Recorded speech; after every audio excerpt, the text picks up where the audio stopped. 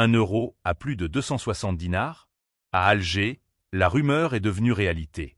Sur le marché parallèle, la devise européenne a franchi un nouveau cap, alimentant à la fois l'inquiétude des citoyens et les spéculations des économistes.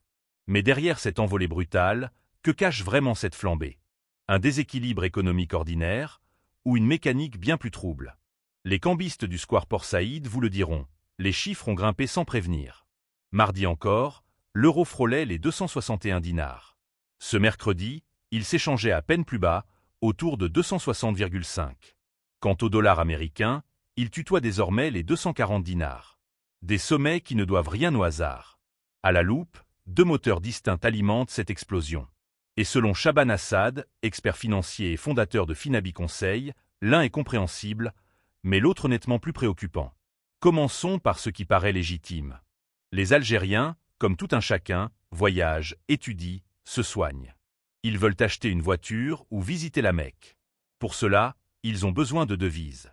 Problème, l'accès à l'euro ou au dollar reste limité dans les circuits officiels. Résultat, ils se ruent vers le marché parallèle.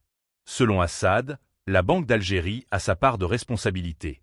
Elle s'était engagée à élargir ses allocations touristiques, sanitaires et universitaires. Mais ces promesses peinent à se concrétiser. Pourtant, les réserves du pays sont là, 65 milliards de dollars selon les dernières estimations. De quoi tenir, même si les cours du pétrole piquent du nez. Mais ce n'est pas tout. La flambée s'explique aussi, et peut-être surtout, par un phénomène plus sombre, le blanchiment d'argent. Oui, cette bulle spéculative qui gonfle les prix des devises trouve aussi ses racines dans les valises de dinars issus de la drogue, de la corruption et de l'économie informelle. D'après Assad, ces fonds n'ont plus où aller.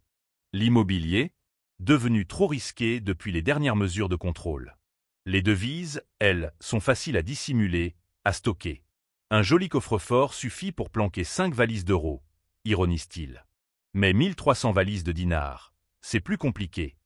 Ce transfert massif vers la devise devient donc le dernier refuge de l'économie grise. Et le problème, c'est qu'en paralysant le système officiel, cette ruée fragilise tout l'édifice. Faut-il pour autant criminaliser le marché parallèle? Oui, répond Assad. Mais pas sans réformer en profondeur l'offre officielle. Il suggère, entre autres, de relancer l'importation de véhicules en fixant un budget annuel clair. Pourquoi pas 3 milliards de dollars, à l'image de l'Égypte, qui, malgré une situation bien plus tendue, a su encadrer ses importations. Alors, comment sortir de cette impasse? L'équation est délicate. Répondre aux besoins réels des citoyens, sans nourrir les circuits illicites. Et si la Banque d'Algérie ne tient pas ses engagements, c'est tout l'équilibre financier du pays qui vacille. Car derrière ces taux qui grimpent, c'est une tension sociale qui monte. Jusqu'où ira la flambée? Et surtout, combien de temps les Algériens devront-ils encore passer par la case « square » pour espérer accéder à leur propre monnaie de liberté? N'hésitez pas à partager vos avis en commentaire et à vous abonner pour ne rien manquer de nos prochaines vidéos. C'était l'actualité du jour. Merci de nous avoir écoutés.